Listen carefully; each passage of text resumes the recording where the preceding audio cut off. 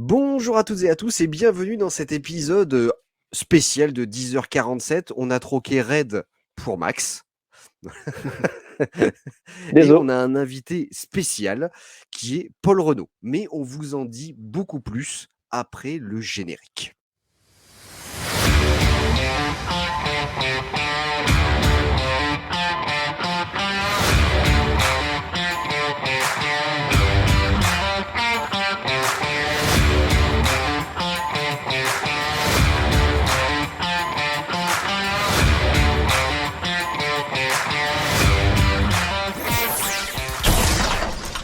Hello, du coup, effectivement, épisode très spécial puisque ça sortira pas un vendredi. On va sortir là très bientôt. C'est l'actualité, c'est tout chaud, puisque Mmh. justement, Paul Renaud, dessinateur de comics, va sortir un nouveau Photonique. Et donc, il y a un Ulule qui est lancé pour ça, qui a un Ulule qui cartonne déjà, et on va en parler Oui. tout de suite.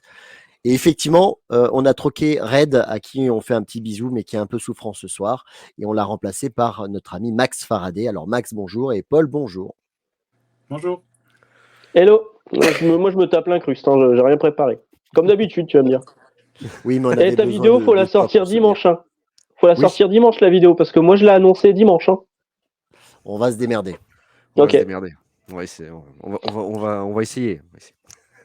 Du coup, Paul, merci déjà, merci d'être venu, d'avoir répondu présent. Et Merci à vous. si tu es parmi nous, c'est justement pour parler de la sortie du nouveau Photonique, enfin le prochain qui va sortir.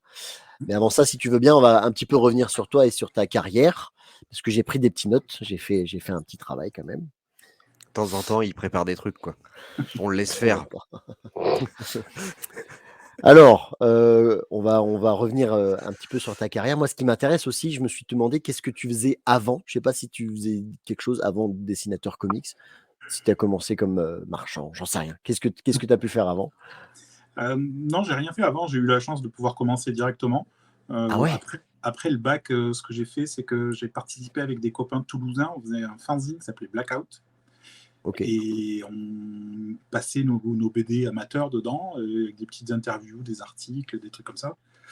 Et c'est comme ça que je me suis fait un petit peu connaître, un tout petit peu, hein. Et surtout que j'ai pu faire mes armes. Euh, de là, j'ai été contacté par Soleil, qui est intéressé pour me faire signer un album que j'ai fait. génial. Ouais, c'était vraiment cool. Que j'ai fait, pour lequel j'ai été payé, mais il est jamais sorti. À l'époque, ça se faisait beaucoup. Soleil avait D'accord. signé beaucoup de jeunes auteurs qui n'étaient pas nécessairement prêts, mais un peu dans l'espoir que ça se développe. Et moi, clairement, sur le moment, j'étais content, mais bon, quand je regarde ça maintenant, c'est évident que c'était pas suffisamment Ça mature. ça allait être ma question. Est-ce que tu en es encore satisfait aujourd'hui? Parce que Non, moi, j'ai quelques Catwoman sur tes débuts et je trouve les planches magnifiques et d'un niveau déjà professionnel. Est-ce que cet album chez Soleil, t'en étais satisfait au niveau du trait? non, non, c'était. Déjà, il y avait une trop grosse évolution au fur et à mesure des pages. Donc ça pose un problème, tu vois, parce qu'il faut quand même qu'il y ait une certaine consistance. Et c'était pas le Ouais. cas. Et puis bon, j'allais nulle part avec ça, quoi. Donc sur le moment, ça a été une souffrance, hein. C'est vrai que c'était quand même une déception. Mais rapidement après, quand même, je me suis rendu compte que c'était pour le mieux. Ouais, puis tu as été payé au final, donc c'est plutôt cool quand même. Oui, non, ils ont été très corrects, hein. De ce point de vue-là, il n'y a pas de souci. Donc il y a un inédit quelque part de Paul Ouais. Renaud qui traîne et qui va peut-être sortir un jour. Non. Dans les tiroirs de Soleil, ouais. Imagine, ils retombent dessus lors d'un déménagement, ils se disent ah, il est connu, c'est le mec de Photonique, et ils le Ouais. ressortent. Ouais. Non, ça serait moyen. Du coup, voilà, je me suis noté que effectivement, tu as débuté dans le comics en 2003. Ouais, Donc, c'est ça. Ouais. ce fameux album Fantôme chez Soleil, c'était un peu avant, je suppose. Ouais, c'est ça. Ouais. Ok. Avec le fameux Catwoman, dont Max a des Ouais. exemplaires et dont on a mis des belles images. Ouais. Ça m'a fait tout de suite penser un petit peu. Alors, évidemment, on pense à Raon, mais version féminin. Et ça m'a fait penser à Shanna, un Shanna. an après, je crois, qui a été sorti par Frank Shaw. Ouais, Et, mais ouais. et Jungle Girl, qui est sorti aussi en 2008, qui fait un peu penser à ça aussi, une fille en maillot de bain Rahan avec des dinosaures. Et alors, c'est rigolo parce que les deux sont liés à cette histoire. C'est vrai? Oui, parce que c'est Frank Shaw qui m'a fait débuter, puisque je traînais un peu sur son Ah, forum. mais oui, mais j'allais te Waouh! demander comment t'étais arrivé chez Amril Entertainment. Et bien, c'est comme ça. C'est lui qui m'a conseillé, en voyant mes dessins, il m'a mis en contact avec Bud Root, qui est le créateur de Cavewoman, en lui disant il Ouais. faut lui faire ça, faire ça. Et donc, c'est par lui que c'est passé. Et il y avait en effet une influence directe avec son travail, parce que à l'époque, lui-même faisait beaucoup de strips qui allaient dans cette direction-là. Je crois qu'il avait fait lui-même une petite histoire courte de Cavewoman Ah, à ok. l'époque. Et Ah, donc, c'est beau, hein. il était C'est très clairement une sexy influence. et les planches, enfin, ça sort là aujourd'hui. Là, il y a les mecs de Buffy quand même là, juste derrière. Là. Et ça sortirait aujourd'hui là sous cette forme-là, on se dirait, mais c'est difficile de se dire que c'est ton premier travail publié en fait, parce que tu as déjà un niveau incroyable là-dessus, je trouve. C'est gentil. Bon, après, moi, j'ai les yeux qui saignent un peu quand je le regarde, mais C'est vrai. Oh. l'essentiel, c'est que ça passe les standards des lecteurs, quoi. Mais du coup, pourquoi c'est pas toi qui as fait le... Alors, pas Catwoman, mais il y a eu le Shana Bushi Devil, et il y a eu un autre titre de Frank Shaw qui était sorti derrière. Et je sais plus si c'était pas Mel Ruby au dessin. Non, je suis plus sûr, j'ai peur de dire une connerie. Ça devait être des mecs comme ça. Jungle Girl, ouais, je l'ai, c'était sorti en français chez Milady. Ouais. Et pourquoi c'est pas toi qui a bossé là sur Jungle Girl? Ça devait. On te l'a proposé? À la base, c'était moi le dessinateur. Ouais, il m'avait contacté pour le faire, j'avais signé, mais il y avait eu des soucis de contrat. Et finalement, le temps que ça se règle, il m'avait mis sur Red Sonja. Donc, du coup, c'est quelqu'un d'autre qui avait fait. Ok. Après, pas vraiment de regret, parce que autant Shana, bon, c'est rigolo, autant Jungle Girl, mis à part les couvertures de Frank Shaw, je trouve que le scénario est vraiment pas ouf du tout. Ouais. On n'a pas eu la fin en VF. Ah ouais. En plus. Il y a une partie inédite. Ouais. Il manque 2 épisodes, je crois, en VF. Ouais, pas des masses. Mais c'est dommage. C'est le défaut de certains petits éditeurs qui prennent ça un peu à la légère, alors que quand on regarde les modèles d'origine, qui sont, tu vois, Frazetta au dessin, Mark Schulz sur Xenozoic Tales, c'est vraiment des super modèles. Il y a moyen de faire ça, cette blague un peu de la fille de la jungle. Il y a moyen de faire ça très sérieusement et de faire un truc à la fois fun, grand spectacle, avec un visuel magnifique. Comme tu dis, Frank Shaw l'a fait, et il faut le faire sérieusement, quoi. Moi, je regrette un peu que des fois, quand certains éditeurs s'y mettent, c'est toujours avec le côté juste, allez, on a mis des pin-up, le public viendra, on va pas faire plus. Ouais. Et Shana, il était très bien. Tu parles justement de censure, et Shana, il a été censuré. Les plus planches d'origine de Frank Shaw étaient beaucoup plus sexy. On voyait des tétons, tout ça. Et tout a été censuré par Marvel. C'est vraiment dommage, parce que j'aime pas quand il y a de la censure.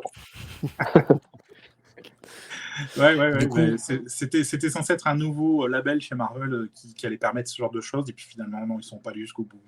Ouais, comme d'hab, souvent chez Marvel ou DC, ils disent on va faire des choses, et c'est un petit peu la censure. Ça bloque. Ouais, mais toi, tu t'es resté bloqué au Bad Zizi. Ouais, c'est à ça que je pensais, effectivement. Qui a été publié quand même.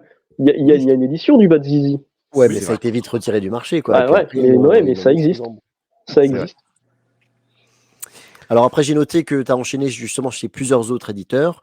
Alors Red Sonja, dont tu parlais. Fear Agent, ça je l'ai vu en préparant l'émission, et j'ai regardé après dans mes comics. Et effectivement, tu as fait un épisode dans un hors-série de Fear Agent, hein, c'est ça, je crois.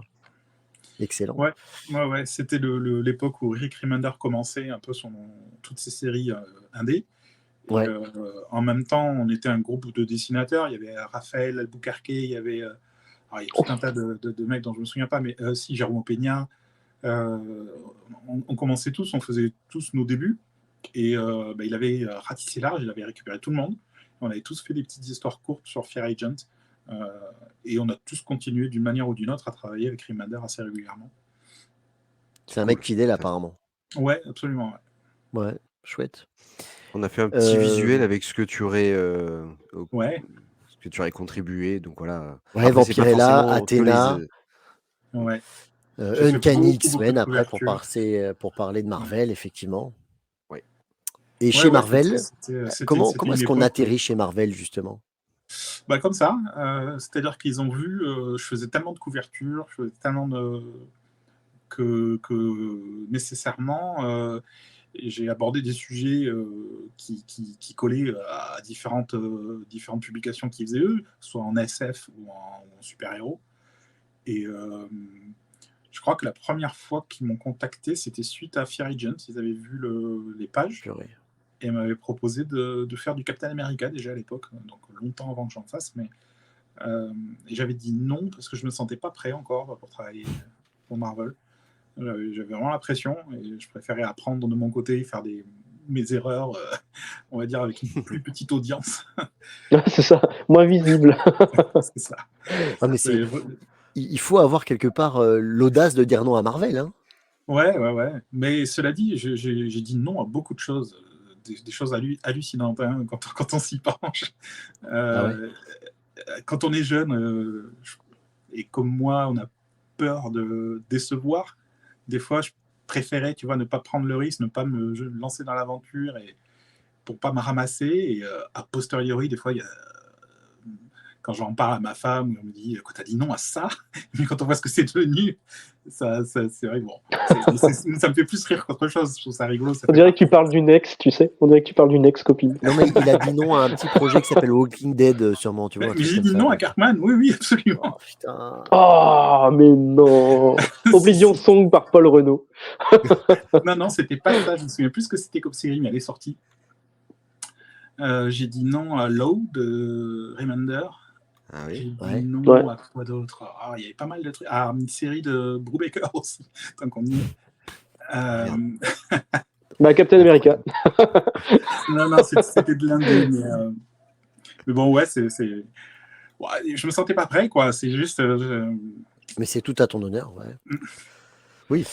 Et du coup, effectivement, donc chez Marvel, beaucoup de couvertures, mais aussi dessiner quelques numéros pour les séries Uncanny Avenger, Captain America, comme tu disais, le crossover Secret Wars ou la série Shield. Ouais. Donc, entre autres. Ouais, hein, c'était des petites. Ouais, le deal, c'était un petit peu ça. Je faisais beaucoup de couvertures, mais quand il y avait un truc limité où je pouvais prendre un tout petit peu plus de temps et que ça avait, on va dire, une certaine autonomie. Je m'autorisais à faire des intérieurs et c'était vraiment cool quoi.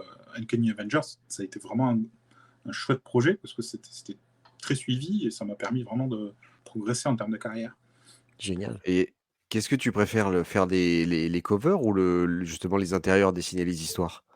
Alors, je préfère dessiner des histoires de très loin parce que voilà, j'ai toujours voulu dessiner pour ça. C'est un véhicule pour raconter quelque chose. Après, je vais pas cracher dans la soupe parce que c'est un très très bon métier, cover artiste. C'est très avantageux financièrement, et puis ça donne une exposition maximale. Mais bon, c'est un travail de répétition beaucoup, quoi. Mais imaginons Marvel te contacte pour dire tu prends la suite sur Spider-Man sur un rythme mensuel, tu te sens de le faire ou pas? Non. Parce que je l'ai fait, j'en ai fait du mensuel, et le souci, c'est que clairement, il y a des dessinateurs qui sont capables de dessiner vite et très très bien, mais pas moi. Je suis capable de dessiner vite, et je suis capable de dessiner bien, j'espère, mais les deux ensemble, des fois c'est problématique. T'aurais peur d'une perte de qualité de ton travail, ouais, du coup. Mais ça a été le cas, il y a des épisodes vraiment que je regrette, que j'ai du mal à regarder. Alors je regrette pas parce que j'ai pas laissé tomber les éditeurs, tu vois, j'ai honoré mon engagement, donc de ce point de vue-là, j'ai été professionnel, eux ils sont contents et tout, mais clairement au niveau carrière, ça me dessert parce que les gens ont entre les mains quelque chose où ils se disent toujours il a fait le mieux qu'il pouvait, et c'est pas le cas, parce que c'est juste quand tu fais 25 pages en 4 semaines, voilà. Donc du coup, plus j'ai progressé dans ma carrière, plus j'ai choisi quand même des projets qui me permettaient de faire du meilleur boulot, quoi. Y compris au moment où ils m'ont proposé carrément de pitcher des choses et que j'étais à l'origine de projets. Alors là, ça c'est devenu vraiment mieux. Wow. Ah ouais, ça c'est la consécration. Ouais. Génial. Ça, c'est beaucoup plus confortable comme situation parce que du coup, je pouvais faire mes couleurs moi-même. Là, il n'y a pas photo, quoi. Sur Tarot, par exemple? Non, alors sur Tarot, ouais, c'est moi qui ai pitché le projet. Enfin, il me semblait que tu m'avais dit ça, ouais. Moi, je rêvais de travailler avec Alan Davis parce que je suis fan. Tu m'étonnes. Depuis toujours, c'est vraiment mon idole. À noter qu'il y a une variante cover de Alan Davis sur Photonic. Et oui. Et oui. Et ouais, je l'avais rencontré quand j'avais 19 ans, justement à l'époque où on faisait ce fanzine, je l'avais interviewé et il avait déjà été génial. Et puis tout au long de ma carrière, il a toujours été là, enfin me donner des conseils, à être bienveillant. C'est vraiment quelqu'un que j'aime infiniment. Et j'adore vraiment ces histoires. Je trouve que quand il scénarise, c'est toujours que ce soit Excalibur ou Justice League The Nail ou Kill Raven, tous les trucs qu'il a scénarisés, c'est toujours mortel, quoi. C'est ingénieux, avec beaucoup d'attention au personnage. Et c'était vraiment avec lui que je rêvais de travailler, mais je lui disais comme ça en blaguant, mais il me disait toujours oh, non, c'est trop fatigant de pitcher des histoires à Marvel. Il avait plus trop envie. Donc j'avais un peu renoncé, quoi. Et en fait, à ce moment-là, je venais de finir une histoire pour Marvel dont le scénario avait été particulièrement difficile. Ça avait été vraiment dur, quoi, moralement et psychologiquement. Et je m'étais confié à lui et en lui disant si seulement on pouvait faire un truc, on avait pu faire un truc ensemble. Et il m'avait dit écoute, si tu veux, moi je suis d'accord pour le faire, mais c'est toi qui en parles à Marvel, quoi.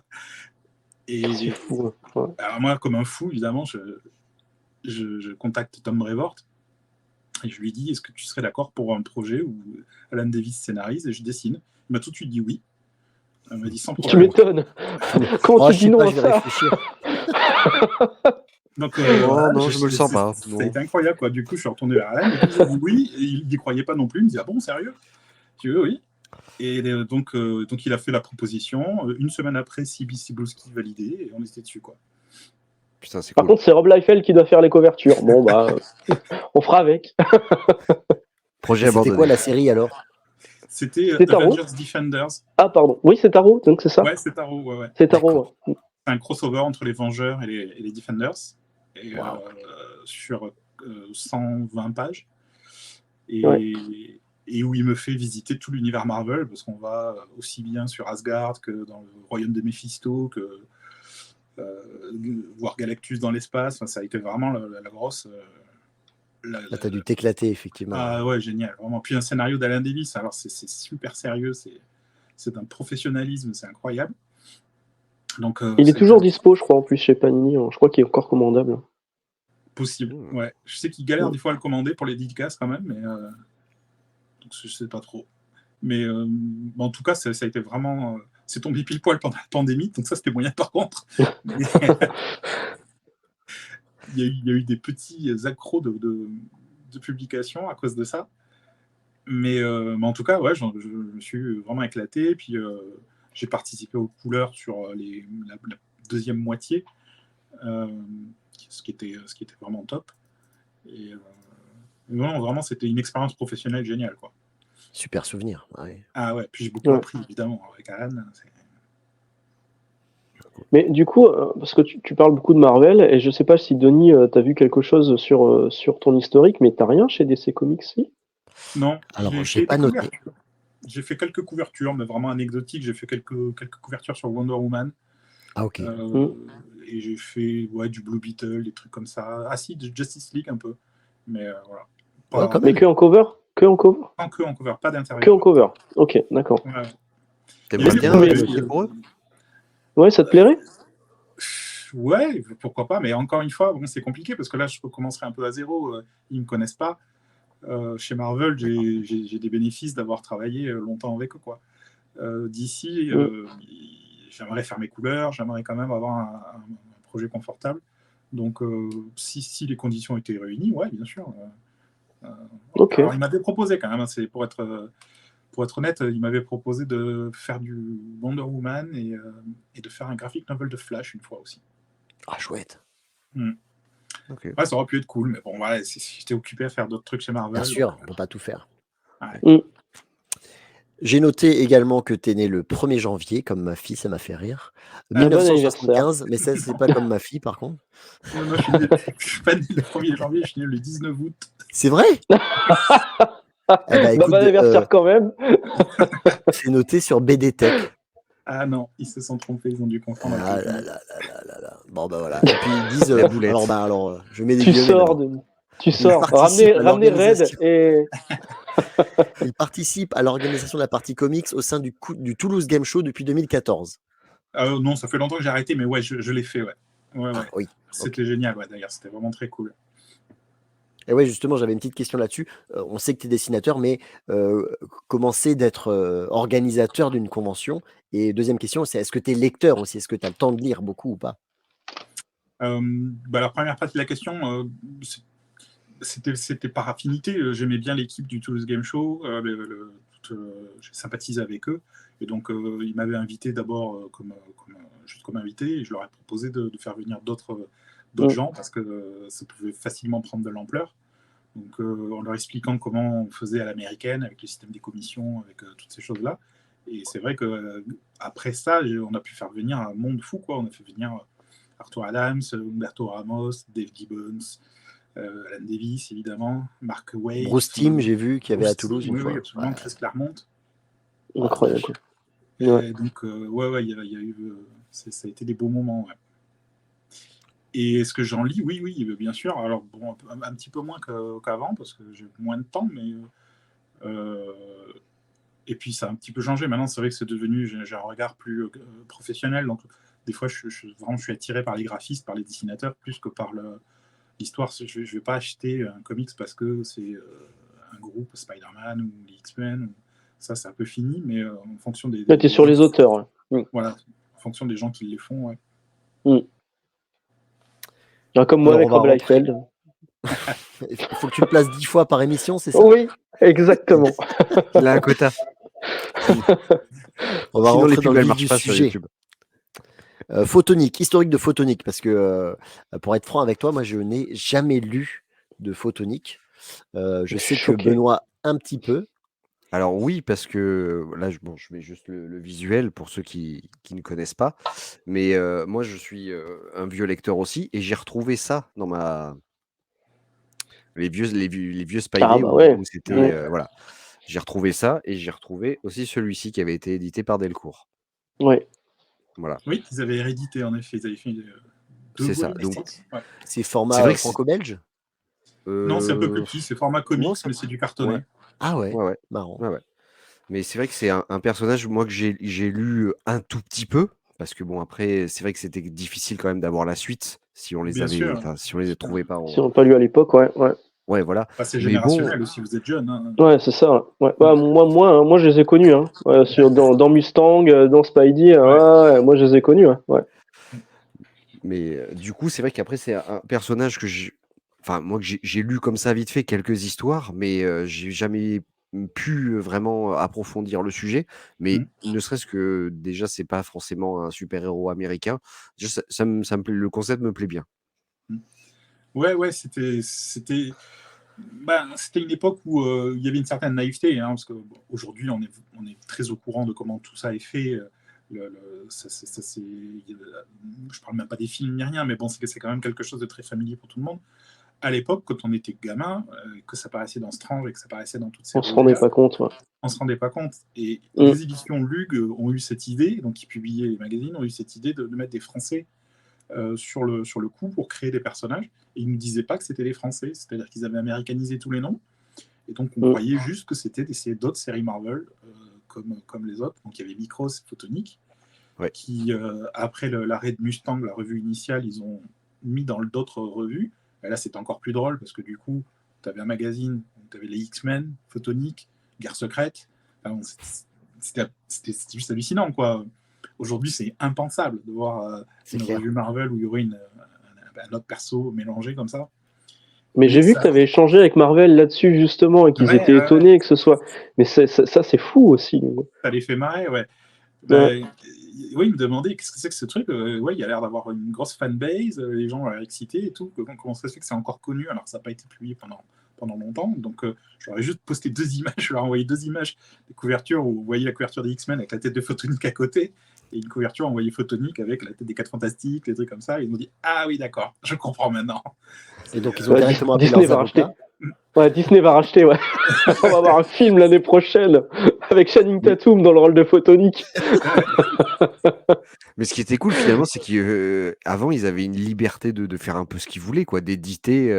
Alors ils avaient eu l'accord de Stanley pour faire ça.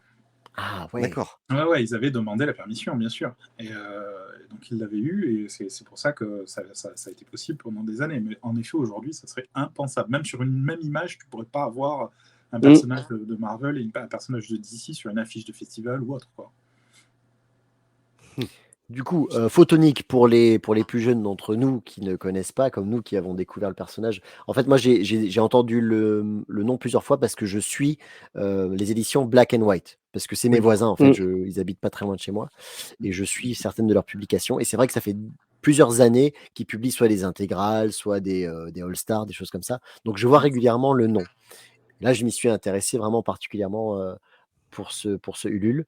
Donc effectivement, comme tu dis, c'est très américanisé, mine de rien, parce que ça se passe à New York. Oui. Le mec s'appelle Thaddeus Thaddeus. Thaddeus, ouais. Thaddeus Ah, je dis Chadwick, Thaddeus, donc moi, comme Thaddeus de Couette. Ah ouais. bonjour Red. Un orphelin, solitaire, bossu, complexé, tout comme Max, donc, mais qui vit à New York. Enfoiré. Et lors d'une Le explosion respect est d'un mort. luminitron, il est transformé accidentellement en photonique, donc un être de lumière. Et il est un peu comme les super-héros de l'époque, il a des gens qui vont l'aider. Il y a notamment un ado qui s'appelle Tom Pouce, qui lui n'a pas de Ouais. pouvoir, si j'ai bien fait mes devoirs. Ouais. Et un Doc Ziegel, qui est un neuropsychologue, qui a des pouvoirs mentaux, lui. Oui. Ok, donc là-dessus, ils avaient raison, ils n'ont pas menti comme ta date de naissance. Non, ouais, là-dessus, c'est bon. Donc c'est une série de bandes dessinées, puisque ça a été créé en France, c'est pas un comic, c'est une série de bandes dessinées créée par Ciro Tota et publiée pour la première fois en avril 1980, comme on l'a dit tout à l'heure, dans le magazine Mustang pour les éditions Lug. C'est ça. Alors, moi, sur le Spidey, il y a écrit que ça a été dessiné et scénarisé par Cyrus Tota. Oui, il y avait les deux noms. américanisé son nom. Ah ouais. Ouais. Comme Jean-Yves Mitton, John Milton. Oui, exact. Qui faisait Micros. Ouais. Donc ensuite, ça a été publié en gros de 1980 à 1987, ça a duré 7 ans. Avec 2 cycles en tout et dans plusieurs magazines. Il y a eu donc Mustang, puis Spidey, comme tu l'as, Benoît. Et en tout, j'ai compté, si tout est bien noté, il y a 51 épisodes. Ah, je ne les ai pas comptés, mais. Ouais, mais voilà, 2 ou 3 près, ça doit être à peu près ça. Ouais. Après, il y a eu beaucoup de rééditions. Il y a eu la première réédition en 99. Jusqu'à récemment, il y a eu Delcourt, il y a eu Semic, il y a même eu un épisode chez Original Watts, mais ça j'ai eu du mal à le trouver, c'est un truc un peu à part apparemment. Bah, c'est pouf, je vais y arriver. Ils sont sur Lyon et en fait ils rééditent, enfin pas ils rééditent, ils éditent des nouveaux Strange. Ah, okay. Alors, maintenant c'est spécial Strange, mais oui, voilà. Ils rééditent les Micros de Jean-Yves Mitton et ils en font des suites aussi. Ils font un super taf. Ils ont ressorti Demain les monstres, ils ont sorti Epsilon. Epsilon, une série que j'avais perdu de vue. Quand je l'ai vue, je me suis dit, oh putain, je me souviens. Je les ai rachetés. Ce vent nostalgie, c'est top. Et Demain les monstres, pareil, c'est vachement bien. Ouais, c'était la très bonne SF. Ouais. Mais c'est con, mais moi, racheter simplement des Special Strange, je trouve ça génial. Ouais. Je les ai juste rachetés, j'ai les 3 ou 4 premiers pour l'instant, mais c'est juste avoir l'objet, je trouve ça génial. Et donc récemment, 2013, il y a un peu plus de 10 ans, la licence appartient depuis 2013, entre autres, apparemment à Black and White. Et eux, donc c'est une maison d'édition alsacienne qui est normalement connue plus pour des formats un peu prestigieux, des tirages de tête et des choses comme ça. Et c'est vrai qu'ils se sont diversifiés récemment dans le comics, parce qu'ils ont fait aussi Savage Dragon. Ils ont déjà sorti 3 tomes. Et notamment Photonique. Donc ils ont fait d'abord les intégrales, puis des versions couleurs de certains arcs, puis très récemment, puisque c'était l'année dernière, les fameux All-Stars auxquels tu as participé. Il y a eu Pierre Allary et Frank Biancarelli. Celui-là. Et donc si je dis pas de bêtises, c'est en fait ça se passe dans l'univers, mais c'est vous qui avez pu créer vos propres histoires, tous les 3, c'est ça? Oui, en fait, à la base, c'était des hommages justement qui accompagnent les rééditions couleurs des arcs qui ont déjà été faits, mais il y aura tout. Ils vont tout faire, petit à petit, ils vont tout recoloriser et sortir en album. Et chaque fois, un auteur invité qui arrive à la fin de la réédition pour faire un petit hommage à l'histoire, publié et réédité en couleur. Donc moi, ils m'ont laissé le choix et j'ai choisi Les Enfants de l'Apocalypse parce que c'était mon histoire préférée de Photonique et aussi parce que c'est la dernière réalisée par son auteur. Et du coup, ça m'a permis de faire la suite. C'était un gros trip parce que je m'étais dit, plutôt que de faire un petit truc hommage qui se passe pendant ou quelque chose comme ça, j'ai la possibilité de faire un après et d'apporter une conclusion à une fin qui était quand même assez amère à l'époque. Donc ça m'a déjà mis un peu dans le mood pour penser on va dire à l'après-photonique, quoi. C'est ça qui nous a donné envie de continuer d'ailleurs. Mais Ouais, c'est ce alors, que du j'allais te coup, demander. ouais, Comment on vas-y. passe de ce petit hommage à on va faire la suite. Déjà, c'était le plaisir de trouver le personnage, même si ça avait été juste cette petite histoire courte. Pour moi, c'était déjà suffisant. J'étais en contact avec Siro depuis quelques années déjà. Déjà pour les premières rééditions, tu vois, en noir et blanc dont tu parlais. Il m'avait contacté pour que je fasse un petit dessin hommage, que j'écrive un texte. Parce que pour lui, c'est vraiment marrant de voir la nouvelle génération des Français qui travaillent pour les États-Unis maintenant. On est un peu ses enfants, parce que pour nous, c'était lui, tu vois, qui faisait. J'adore en noir et blanc, j'adore. C'était lui le papa, quoi. Donc, lui, ça l'amuse de voir qu'il y a des plus jeunes dessinateurs qui sont partis aux États-Unis faire ça. Donc, quand ils m'ont proposé de faire cette histoire de Photonique, moi, j'étais parti juste sur l'idée de faire un truc court. Mais avec l'éditeur donc de Black and White, Raphaël, ça allait progressivement. À la fin de l'histoire, je lui ai dit allez, je fais un cliffhanger, mais pour rigoler, quoi. Pour juste pour se marrer. Et puis, c'est devenu un peu sérieux quand on en discutait. À un moment donné, on en est assez rapidement quand même arrivé à se dire mais qu'est-ce qu'il faudrait. Enfin, lui m'a demandé qu'est-ce qu'il faudrait pour que tu fasses la suite. Et donc, là, c'est devenu sérieux. Il faut Et l'accord du coup, déjà moi, peut-être de j'avais l'auteur. juste une question par rapport à l'accessibilité, parce que du coup, bon, moi, je les ai lus il y a longtemps, mais Ouais. j'ai plus de mémoire. Eux, ils les ont pas lus. S'ils attaquent directement avec cette nouvelle version de Photonique, est-ce qu'ils sont paumés? Est-ce qu'il y a un résumé au début? Comment ça se passe? Parce que les rééditions chez Black and White, c'était des éditions limitées. Elles sont Ouais. plus disponibles si on veut les avoir. Non. Bon, ils vont corriger le tir, ils vont les rendre disponibles, bien sûr, mais Ça, c'est une excellente nouvelle. Ouais. alors, il y aura pas de résumé parce que je déteste ça, à part quand c'est sous forme de blague, tu vois. Mais là, c'est pas le projet. Donc, il faut que l'histoire raconte excusez-moi, il faut que l'histoire raconte tous les éléments, tout ce que le lecteur a besoin de savoir, en fait. Donc pour moi, c'est en effet quelque chose qui doit être totalement autonome. Je veux que ce soit un point d'entrée pour le personnage, que ce soit la première histoire que tu lis de ce perso. Tu n'as même pas besoin de savoir qu'il y a une série avant, en réalité. Ah, génial. Ok, très bien. C'est ça mon. Alors évidemment, les anciens lecteurs vont kiffer parce que c'est réellement la suite et je réintroduis petit à petit tous les persos de la série, mais de manière à les présenter, de manière à ce que ça soit organique à l'histoire. C'est pas il manque qui, tu vois, non, le personnage arrive parce que l'histoire demande à ce qu'il arrive. Et il est présenté. Mais grosso modo, ce que tu as besoin de savoir, c'est un gars qui a été un super-héros, probablement. C'est juste le point de départ de l'histoire. Ok. Voilà. Et qui a été oublié un peu comme Sentry, en fait. Il n'a pas été oublié. Ok. C'est lui qui a laissé tomber. Mais on doute de son existence parce que on est dans une époque de scepticisme, on est une époque de fake news et de tout ça, quoi. Donc ça paraît énorme qu'il y ait eu un mec qui volait et qui faisait tous ces trucs-là, même s'il y a des vidéos, même s'il y a tout le monde se demande, et d'ailleurs, pourquoi il n'est pas là si il a existé, quoi.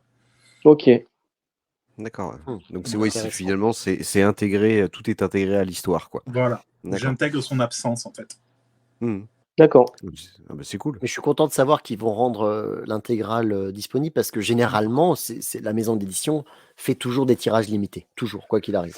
Oui, mais c'est vrai qu'il y a une demande permanente pour Photonique et ils ont épuisé je ne sais pas combien de versions différentes des rééditions de cette saga, quoi. Il y a toujours de la demande. C'est fou. Ce qui est bon signe. Hein. Ouais, c'est bien. Bah oui. C'est plutôt bon signe, effectivement. C'est même très bon signe. La preuve, c'est que à l'heure où on enregistre, on en a discuté juste avant, la campagne Ulule, puisque ça va être sous forme de campagne Ulule, est Ouais. à 350% en Ouais. deux jours. C'est Ah complètement ouais. fou. Ah, c'est par jour. Tant mieux, Ah ouais, mais ouais, c'est fou, vraiment. quoi.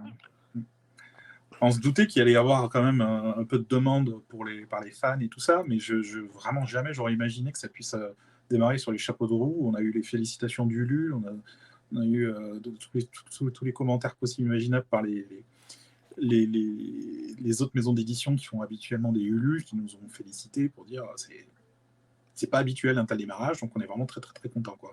Génial. Bah, il y a eu une rencontre en fait. Le Photonique, ça parle donc aux vieux lecteurs comme moi qui ont un peu plus de pognon maintenant. Et puis Paul Renaud qui est aussi un nom mine de rien qui est réputé. Enfin, ne serait-ce que on te voit sur toutes les couvertures de Spawn depuis quelques temps. Et donc Photonique plus Paul Renaud, moi ça match nickel. Et je pense que c'est ça aussi qui a fait que le Ulule il a eu un tel succès quoi, tout de suite. Bah, j'espère. C'est vrai que, en plus, je pense qu'il y a quand même une forme de filiation stylistique. Tu vois, pour moi, c'est une de mes influences, Siro. Donc, je pense pas que ce soit un énorme. C'est pas un grand écart à faire au niveau des habitudes des lecteurs et de l'appréciation de la série. Oui. Et puis, bon, comme on disait, c'était quasiment une série Marvel, quoi. Donc, pour moi, c'est pas un gros effort intellectuel que de me dire quelles sont ma marge de manœuvre, l'attitude que j'ai sur le type d'histoire et tout. Tu vois, c'est quand même quelque chose que je fais depuis des années. Sauf que là, j'ai pas les éditeurs de Marvel sur le dos. C'est ça la grosse différence. Ouais, Oui, en ça termes doit être d'histoire, une tu as pu faire culture. ce que tu voulais. Mais absolument, oui, Siro est génial. Déjà, faut dire à quel point le gars c'est quelqu'un qui s'intéresse à tout et qui continue à lire énormément de choses. Il est sans arrêt en train de checker les nouveaux dessinateurs, les nouvelles histoires et tout. Quand on va chez lui, tu vois les bouquins qui sont sortis la semaine dernière, quoi. Oh la vache. Il a Ultimate Spider-Man, lui. Ouais, il connaît tout, donc du coup, ouais, c'était pour lui, quand j'ai fait mes propositions, quand je lui ai raconté l'histoire et vers où j'allais aller, il n'était pas du tout choqué du contraste entre la modernité des comics actuellement et de ce qu'il faisait. Enfin, c'est ce qu'il aurait fait lui s'il avait continué, quoi.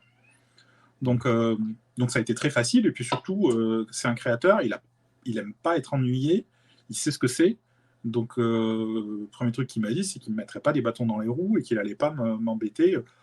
À partir du moment où je suis respectueux des persos et de son esprit, et c'est évidemment ce que je compte faire, et qu'il a vu déjà avec la petite histoire que j'ai faite, tu vois, c'était un test en quelque sorte pour voir la compatibilité, et il n'y a eu aucun souci là-dessus. Donc je lui ai raconté toute l'histoire du début à la fin, et il a réagi comme un lecteur, quoi, en écoutant, en posant des questions. Ah bon, et alors comment tu vas faire? Et c'était juste génial, quoi. C'était vraiment un Donc super si tu veux moment. tuer un personnage, tu peux tuer un personnage. Dans la mesure où je n'abîme pas la transition qu'il va y avoir avec... parce que lui est en train de travailler depuis des années sur une fin, mais une vraie fin. Pas, Oui. D'accord. donc c'est une vraie fin à la série et qui se passe des années et des années après. Donc 40 ans, 35 ans après ce que je suis en train de faire moi. Et donc forcément, on voit certains personnages qui ont vieilli. Donc dans la mesure où je ne fais pas mourir les personnages qu'on voit plus tard, à partir de là, qui va réutiliser, ouais. Donc c'est canon, c'est canon. C'est canon dans son histoire. Au début, on était parti sur l'idée de faire une série qui n'était pas dans le canon. On s'était dit, c'est pas grave, on fait une variation sur le thème, tu vois, je fais ma série photonique, et en fin de compte, quand je l'ai raconté à Siro, on s'est tous regardés, on s'est dit, en fait, elle pourrait être canonique, parce qu'il n'y a rien de problématique, donc pourquoi se priver de ce plaisir-là? Et alors, si ce n'est que, comme pour Marvel, c'est une série qui se passe maintenant. C'est-à-dire, même si c'est la suite directe de ce que faisait Siro dans les années 80, clairement, c'est le monde passe en d'aujourd'hui. 2024. Voilà. Ok. Alors ma question justement elle concerne Ulule. Pourquoi passer, c'est toi qui as fait ce choix sûrement, pourquoi passer par Ulule pour reprendre la licence? Aucun éditeur voulait suivre ou t'es plus libre? C'est quoi la différence? il y a un peu de tout, mais non, en fait, l'éditeur, il n'y avait pas de choix de toute façon, parce que il fallait que ça soit black and white. Ils ont un accord avec Siro pour faire Photonic, donc de toute façon, ça allait être eux. D'accord. Et puis, bon, de toute façon, moi, je ne l'aurais pas fait autrement. L'accrochage affectif que j'ai eu avec Raphaël, l'éditeur de Photonic, je ne l'aurais pas nécessairement eu avec quelqu'un d'autre. Donc, c'est vraiment parce qu'on s'est très bien entendu et qu'on a une passion commune pour le perso et tout, que j'ai eu envie de faire ça. J'ai confiance en lui, c'est quelqu'un avec qui je travaille bien. Donc c'est vraiment ça. En aucun cas, ça n'aurait été fait ailleurs. Lui a une petite structure, donc c'était pas possible pour lui de financer une aussi grosse saga. Ok. Ça, c'est sûr. Parce que moi, je vais y passer plus d'1 an dessus, non-stop. Et je fais tout. Je fais des scénarios, dessins, couleurs. Donc pour que je puisse continuer à payer mon emprunt, pour que je puisse... il a fallu quand même discuter pognon et établir un seuil infranchissable sur lequel je ne pouvais pas négocier. Donc je l'ai fait à minima, j'ai vraiment fait ce que je pouvais pour...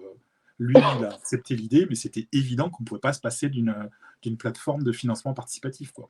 D'accord. Donc là, ça veut dire que cette année, tu ne feras plus de cover ailleurs ou quoi que ce soit?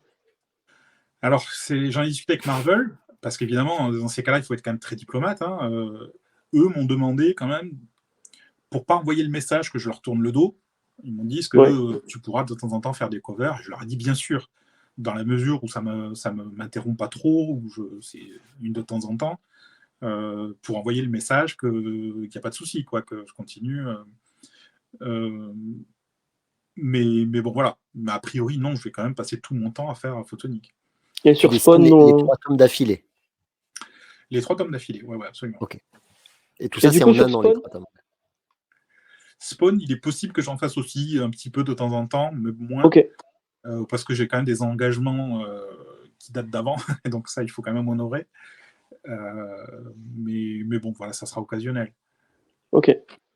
Ouais, puis ça permet peut-être aussi justement de sortir du travail que tu fais, que tu vas faire sur Photonic pour un peu s'aérer l'esprit, quoi. Oui, de toute façon, c'est toujours sain de varier.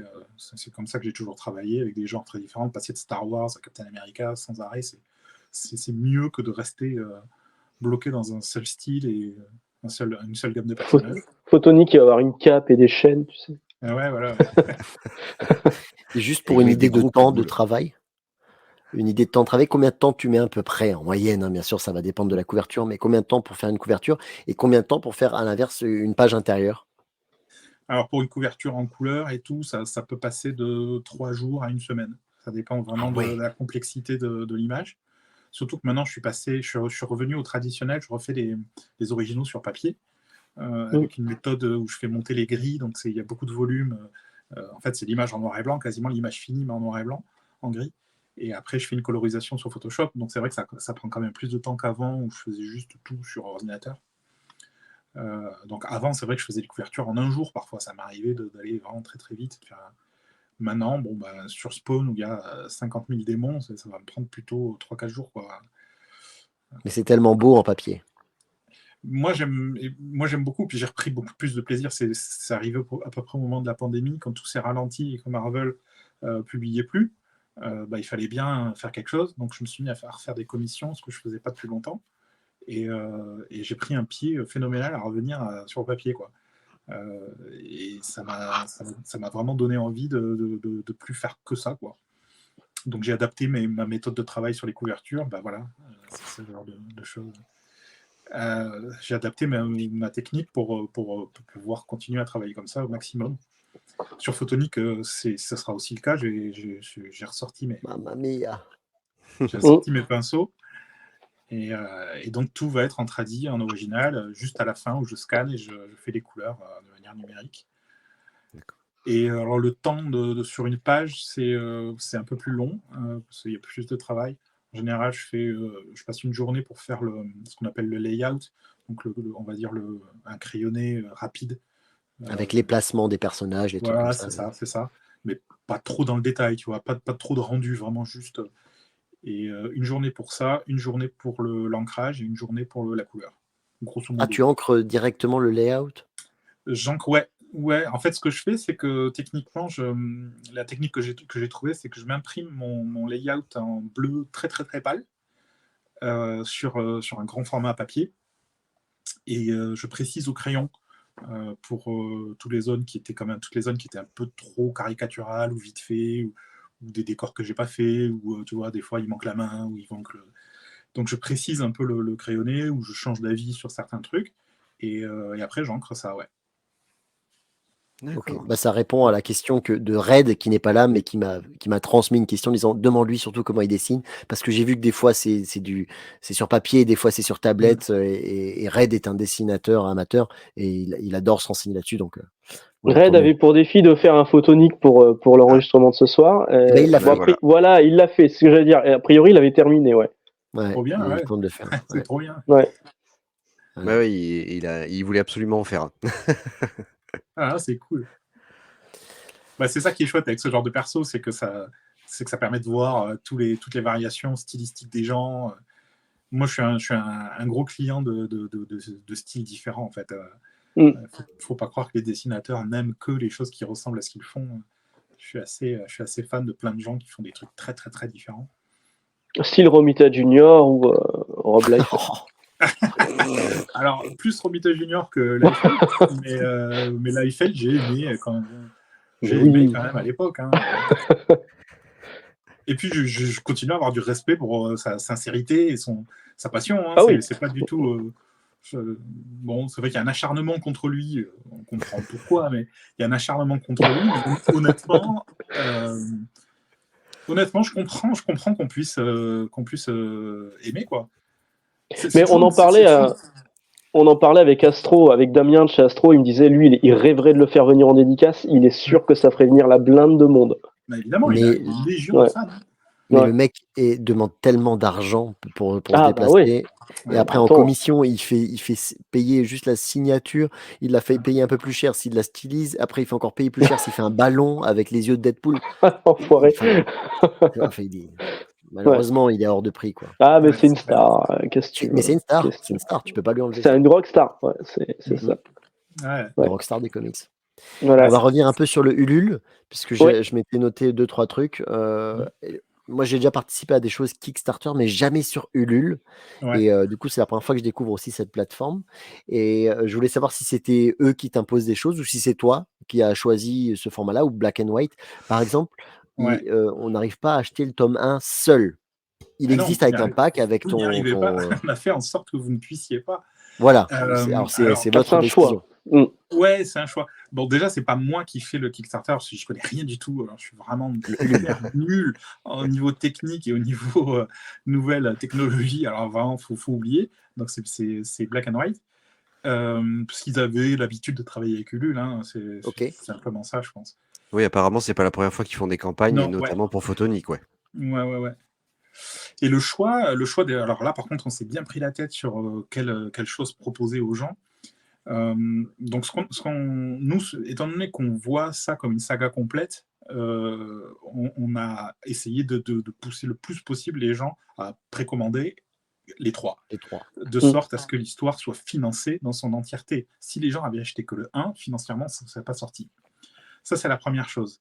Deuxièmement, il y a un autre truc qu'on a pris en compte, parce que, évidemment, moi, je travaille beaucoup avec les libraires, je fais beaucoup de dédicaces et tout, en tant qu'auteur, on a toujours un œil sur comment ça se passe au niveau des libraires, parce qu'il faut qu'ils gagnent leur vie, c'est hyper important, c'est par eux que les gens découvrent les livres, donc c'est hyper important, il ne faut pas oublier qu'il doit y avoir à peu près 15% du lectorat de comics qui sont sur les réseaux sociaux. C'est rien. Ah Oui. ouais, que 15%, tu crois? Ouais. Oui, c'est toutes les statistiques disent ça. Donc, c'est un discours que j'ai souvent avec le premier influenceur, c'est le libraire, c'est lui qui met en avant, c'est lui qui conseille. Ouais. Donc, nous, en faisant ça, en ne mettant pas le tome 1 disponible, on renvoie les gens dans les librairies. Et je comprends, si vous ne pouvez pas mettre cette somme-là, ou que vous préférez vous faire une opinion sur un tome 1, ce que je ça. Absolument, parlez-en à votre libraire. Il y a déjà des opérations qui sont en cours. On en parlera un peu plus après, mais il y a des libraires qui sont en train de s'organiser et qui vont les avoir. Ok. Oui, pas toutes les librairies. Ouais, pas toutes les librairies, surtout les SP, parce que Black and White a fait le choix justement de privilégier les SP plutôt que les grands groupes. Ce que je comprends il y en parfaitement. aura aussi. Il y aura aussi individuellement des franco-belges, des boutiques plus classiques qui vont proposer le tome 1. Moi, malheureusement, je pourrais pas. Ouais, ils sont pas référencés chez moi, Black and White, je suis dégoûté. C'est des choses qui arrivent. Ouais. Mais donc voilà, donc c'est vrai que c'est un gros risque qu'on a pris parce que tout le monde ne peut pas sortir une telle somme. Alors, vraiment, je le comprends. Il y a des gens qui s'en plaignent et qui s'en excusent. Ils n'ont pas à s'excuser auprès de moi. Vraiment pas, je comprends complètement. Mais c'est aussi un avantage quelque part parce que ça me permet de soutenir nos partenaires des librairies en disant c'est fait pour ça, vous pouvez le découvrir en librairie. Demandez à votre libraire s'ils font partie des initiatives. Et par exemple, pour ne pas les citer, évidemment, ils en feront partie. Et il y aura des dédicaces, évidemment, organisées pour soutenir, pour remercier leurs efforts à tous. Très bien. Alors j'ai dit que le tome 1 est pas trouvable seul, mais si, effectivement, il y a une option avec l'artbook, mais c'est effectivement tout de suite, c'est 80 €. Et on retrouve quasiment le prix du pack, quoi. Donc ça ne sera donc pas. Donc vaut mieux acheter le pack, effectivement, dans ce cas-là. Voilà, c'est pas en concurrence avec un libraire, quoi. Mais ça veut bien dire que, puisque j'ai vu qu'il y avait un pack où en fait le libraire peut en acheter 5, c'est ça, 5 fois le premier tome, mais ça veut dire qu'à un moment donné, eux, les libraires pourront commander le tome 2 et 3 tout seuls plus tard, quoi. C'est ça, à leur sortie, quoi. Un peu avant leur sortie, ils pourront commander le 2, le 3. Ouais. Non, ça va, ça, c'est cool. Ouais, on va faire en sorte que personne ne se retrouve en carafe. Hein. C'est évidemment le but de l'exercice. On ne veut pas abuser ni des gens ni des libraires. Il faut vraiment trouver un équilibre. Mais c'était ma question d'après, donc tu viens d'y répondre en partie. C'était pourquoi un tel tarif? Est-ce que c'était la politique de l'éditeur ou est-ce que c'était un choix? Voilà, mais tu t'y as répondu plusieurs fois avec. L'éditeur, le prix en fait est vraiment calculé par rapport au coût. C'est-à-dire que on s'amuse toujours à le dire, mais c'est vraiment personne ne va devenir riche sur ce projet. On le fait vraiment parce qu'on l'aime et qu'on y croit, mais tout le monde a fait des sacrifices, que ce soit moi, que ce soit le libraire, que ce soit l'éditeur, mais même les libraires qui prennent une marge moins importante dessus. C'est pas un prix si énorme que ça. Les gens le comparent à des traductions Panini ou Urban. Et évidemment, à côté de ça, c'est absolument aberrant. On est à plus du triple, quoi, ou non, au moins le double. Sauf que ces choses-là, quand vous achetez une BD Urban ou Panini, elle a été amortie 3 ou 4 fois avant aux États-Unis. C'est sorti en comics à raison de 5 $ par comics. Pour une mini-série de 6, par exemple, faites le calcul. C'est sorti en trade paperback après, parfois en deluxe, hardcover et en numérique. Donc l'économie n'est pas du tout la même. Il a coûté très cher. Il a coûté très très cher ce bouquin avant que vous l'ayez dans les mains en France. Nous, on fait de la créa. C'est-à-dire qu'ils financent la création du livre. Alors les gens qui l'achèteront peut-être en Espagne le paieront moins cher. Parce que eux, ils paieront une licence comme nous, on paye les licences Panini, enfin les licences Marvel ou DC. C'est ça le paradoxe. Mais c'est pas du comics américain, c'est de la BD française. Justement, il pourrait y avoir une traduction ailleurs, parce que comme tu es en contact avec Marvel, est-ce que Marvel pourrait pas se dire tiens, on va le traduire là-bas? Ah non, Marvel, si on le faisait passer par eux, ils finiraient par avoir les droits, donc c'est pas désagréable. Salaud de Mickey. Mais oui, il y a des discussions pour le sortir. Chez Image ou un truc comme ça. Ouais. On y travaille, on est en train de discuter de ces choses-là. Il faut trouver le bon contrat, les bonnes personnes pour qui soutiendraient bien le projet. Mais oui, on a déjà des propositions, des gens qui nous ont contactés et des gens que moi j'ai contactés. Donc avec tout ça, on va trouver la bonne personne. C'est cool. C'est bien si un personnage comme ça arrive à être mondialement diffusé, ce serait bien. Ce serait génial. Ce serait fou, mais ce serait génial. Ouais. Aux États-Unis, c'est sûr qu'il y a eu déjà Fabrice Sapolsky qui a essayé de traduire ça aux États-Unis. Il a fait un très beau trade paperback. Il a publié des comics de la série mère, la série initiale. Après, c'est compliqué pour lui parce que c'est vrai que c'est une série pour enfants qui date des années 80, donc c'est difficile quand même à vendre un personnage inconnu. Mais il a fait de très belles choses.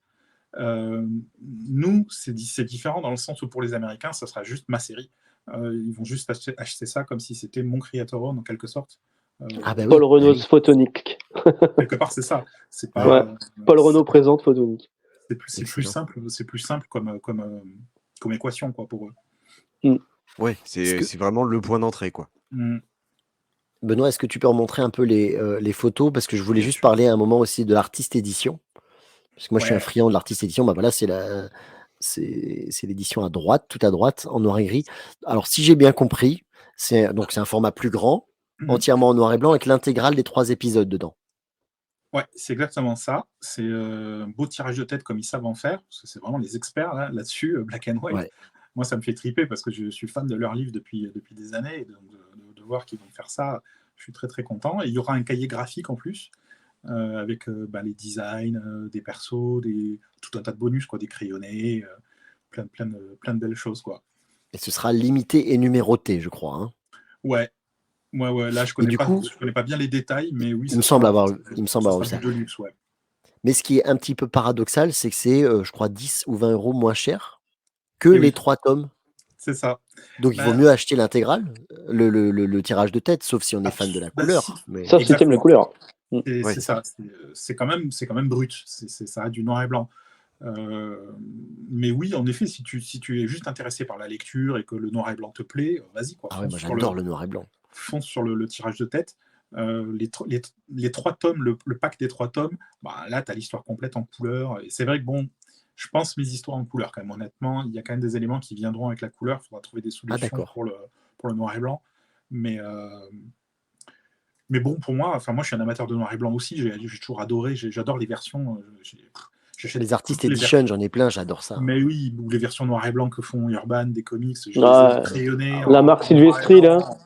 Oh la vache, ouais. Ouais, par exemple. Enfin, j'ai toutes les versions possibles, donc vraiment, que les gens se fassent plaisir sur ce qu'ils préfèrent, ça me va tout à fait, quoi. Et donc là, on a vu une variante cover de Alan Davis. Donc il y a des packs avec des variantes cover. On sait qu'il y aura Mamie Nasrar et Olivier Coipel. Génial. Ça, c'est cool. Ouais. Ouais. On a rameuté les copains. Donc, Alan Davis, je ne lui connaissais pas, évidemment. C'est pas du tout quelque chose qu'il connaissait, mais il a fait pour m'aider, parce que c'est vraiment un bon copain. Donc, je lui ai demandé, il a fait la couverture. C'est moi qui l'ai mise en couleur pour la couverture. La deuxième, donc, ce sera Mahmoud Asrar, qui ne connaissait pas non plus, mais qui avait quand même vu passer sur les réseaux sociaux toutes les rééditions, ces choses-là, donc il était quand même un peu plus familier.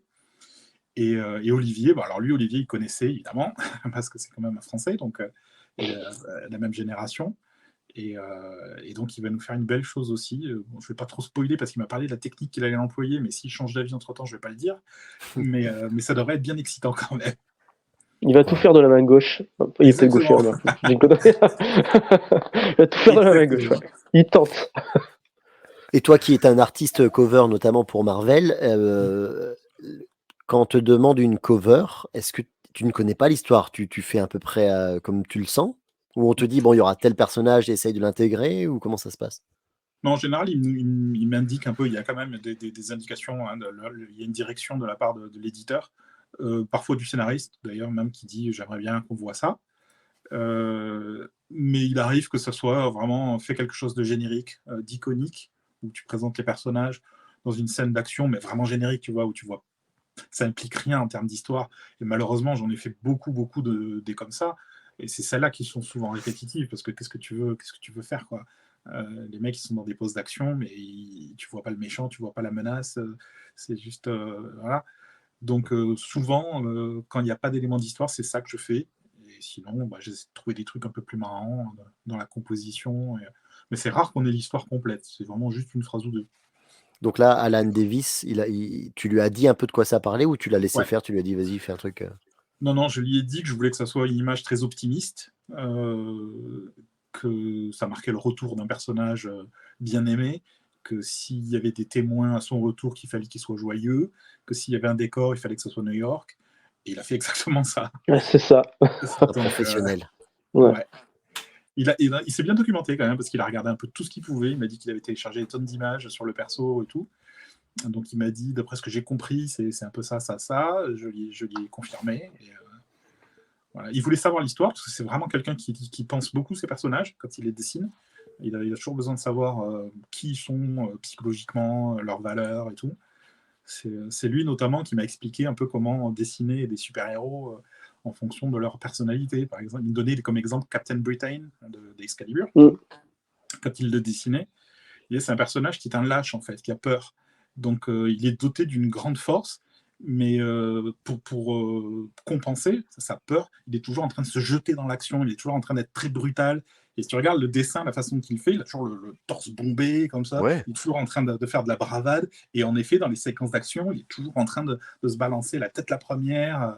C'est comme ça qu'il internalise la psychologie des personnages.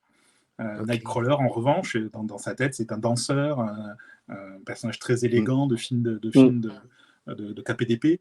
Et donc, il l'internalise comme ça. Et pour chaque personnage qu'il dessine, il se demande quel est le trait psychologique qu'il peut manifester par sa gestuelle et sa posture, quoi.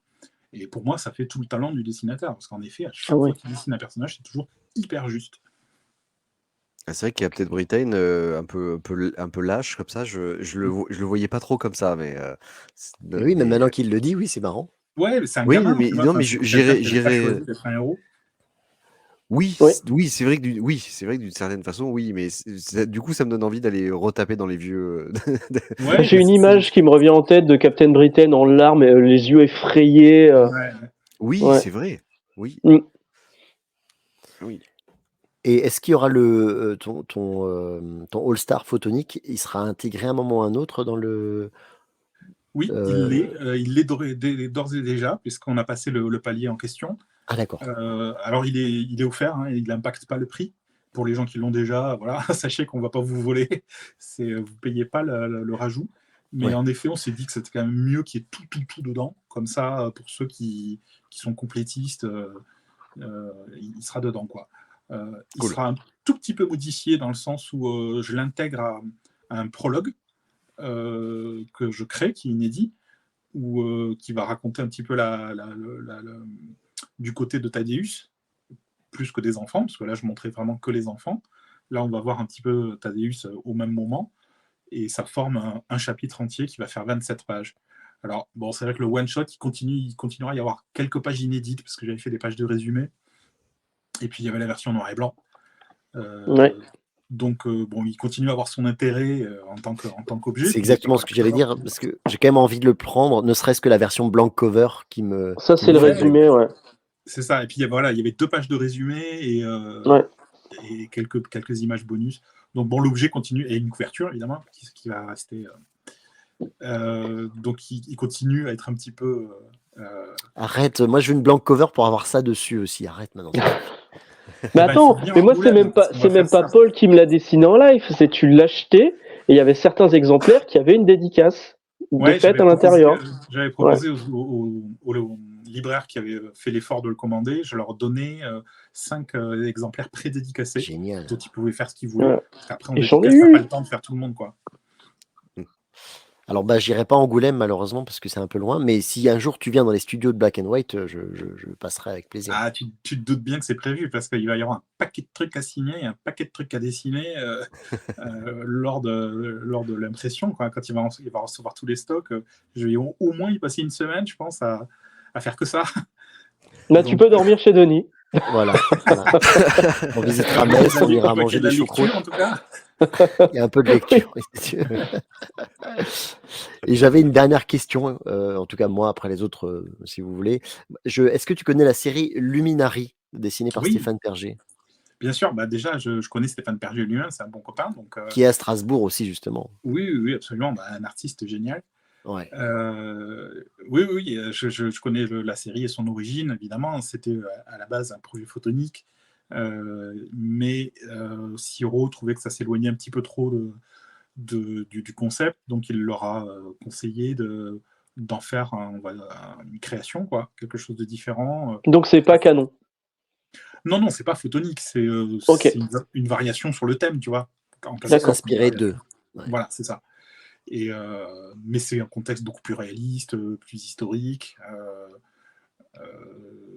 Et puis c'est magnifique. Enfin, Stéphane, c'est magnifique. Ouais. Mais ouais, c'est vrai que pour Siro, c'était quand même un peu. Ça lui paraissait autant faire quelque chose de nouveau, quoi. C'est ce qu'il dit souvent d'ailleurs, plutôt que de transformer trop le personnage d'origine. Ok. D'accord. Ça mérite d'être lu, hein, c'est une très belle série. Ouais, très très belle Mais série en je 3 connais tomes pas. chez Glénat. Et il Ouais. fait des dédicaces dedans incroyables à Ouais. l'aquarelle. Enfin, c'est magnifique. Il a bossé pour Marvel aussi, Stéphane, hein, il a fait pas mal de trucs. Ouais, Hein. ouais. Mm. Il a fait des super coups. Ouais. Mm. En tout cas, moi, j'avais plus d'autres questions. Je sais pas vous, les deux autres compères. Moi, c'est tout bon. On a fait le tour. Moi, je vais de ce pas me rendre sur Ulule parce que j'ai touché ma YouTube Money normalement là dans les jours qui arrivent. Je vais de ce pas financer. Je prends le pack de base. Moi, je prends le pack à 105. Ça me va, ça me convient. Donc, il y en a un qui sort en octobre, si j'ai bien compris. Après, c'est début 2025. Ouais, c'est juin et après octobre aussi 2025. D'accord, Et, ok. et là, tu vas tomber en plus sur un palier, donc du coup, les numéros grossissent. On rajoute, Ouais. je crois que c'est 8 pages pour les tomes 2 et 3 de bonus. Et les bonus en question, donc on n'a pas encore dit ce que c'était, mais je peux vous le dire. En fait, ça va être une conversation entre Siro et moi sur la BD, donc un peu comme un commentaire putain. de DVD qui parle de ce que vous venez de lire, quoi. Trop Et, bien. avec ses opinions et tout, et puis évidemment avec des images, des crayonnés, des bonus visuels chouettes, quoi, pour tous ceux qui aiment ça. Donc ça va être un truc vraiment, un ajout assez sympa, je pense. Et ça peut encore monter. Et, si on atteint les 500%, là, on est à 350, c'est ça? Ouais, Il reste un mois. ouais. Bien sûr que ça va monter. On aurait un coffret pour mettre les trois Il y dedans. a un coffret où il y aura aussi un fascicule dans le coffret de coulisses. Alors là, vraiment, ça va être interview avec. Là, c'est Phil Cordier qui va s'y coller, qui est un peu un spécialiste. Alors, il est sur tous les fanzines de la Terre depuis longtemps, où il fait des trucs sur l'ancrage. C'est un technicien, il adore ça. Donc, on va discuter vraiment méthode de travail, l'histoire, comment je l'ai faite, tout ça. C'est vraiment beaucoup plus le making-of de la saga. Et il y a un autre bonus, mais alors celui-là, peu importe où on en arrive, on a décidé de faire un cadeau à tous les gens qui ont soutenu, donc peu importe leur degré de participation. On est en train d'y travailler maintenant, et ça sera annoncé après Angoulême. On vous fait un truc spécial, quoi. Ok. On partagera avec plaisir. Ouais. Voilà. Nickel. Moi, je vais prendre la version tirage de tête et le blank cover si tu promets de manger une choucroute avec moi à Strasbourg. Bah oui, j'espère bien. Avec plaisir. Et Benoît, il faut que tu remettes ton micro en marche, sinon ça sert à rien de parler. Oui, pardon. Oui, on t'a vu bouger. On t'a vu bouger à un moment, Benoît. Oui, pardon. On mettra évidemment tous les liens dans la description de la vidéo et on a déjà partagé aussi sur les réseaux. Bah, merci beaucoup à vous, hein, c'est génial. J'apprécie vraiment votre soutien, c'est super. Avec plaisir. Merci d'être venu, Paul. Ça nous fait très plaisir de pouvoir partager ce petit moment avec toi. Un peu moins avec Max, mais c'était très agréable. Ouais, pour que vous m'invitiez une deuxième fois, il a fallu que je fasse venir Paul Renaud quand même. Hein. La troisième fois, ce sera Megan Fox. Sinon, c'est fini. Non, ce sera Rob Liefeld. Banco. Oh à cap. Bon, il fait déjà son podcast, tu sais. Alors. C'est vrai. Mais tu le connais, Paul? Tu lui as déjà parlé, échangé des mots ou pas du tout? On a échangé quelques mots en ligne, jamais en vrai. C'est déjà ça. Oui, comme moi, alors la ramène pas. Hein. Exactement. Non, les personnateurs d'Image, je connais Todd McFarlane, évidemment, lui oui. Ouais. Et Eric Larsen, qui est très très sympa. Les autres, je les ai jamais rencontrés. Ok. C'est un peu comme pour Saint-Exupéry, c'est pas dessine-moi un mouton, c'est tu peux me dessiner un pied?